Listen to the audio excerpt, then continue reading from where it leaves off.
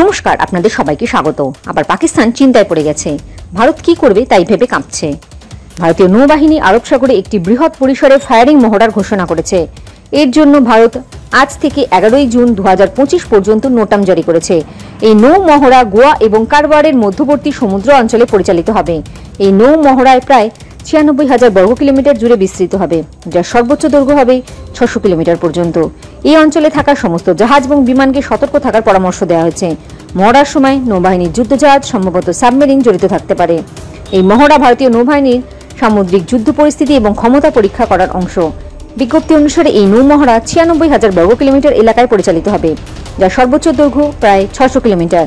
মহড়ার সময় আজ সকাল 8টা থেকে শুরু হয়েছে এবং 11 জুন সন্ধ্যা 7:30 অবধি চলবে। একই সাথে বেসামরিক এবং বাণিজ্যিক জাহাজ এবং বিমানগুলিকে এই এলাকা এড়িয়ে চলার জন্য একটি পরামর্শ জারি করা হয়েছে। ভারতীয় নৌবাহিনীর এই মহড়ার উদ্দেশ্য হল সামুদ্রিক কৌশলগত প্রস্তুতি পরীক্ষা করা এবং যুদ্ধ ক্ষমতা জোরদার করা। এর আগে ভারতীয় নৌবাহিনী 3 থেকে 7 মে পর্যন্ত একটি ফায়ারিং মহড়া পরিচালনা করেছিল। এই মহড়াটি কর্ণাটকের কারওয়ার উপকূল থেকে প্রায় 390 কিলোমিটার দূরে আরব সাগরে পরিচালিত হয়।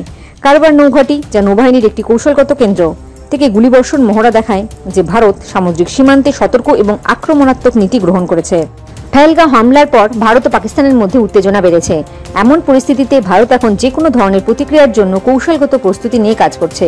এই ফায়ারিং মহড়া কেবল একটি পরীক্ষা নয়, বরং পাকিস্তান তার সমর্থিত সন্ত্রাসী সংগঠনগুলিকে জানানোর একটি উপায় যে ভারতের 3টি সেনাবাহিনী প্রস্তুত।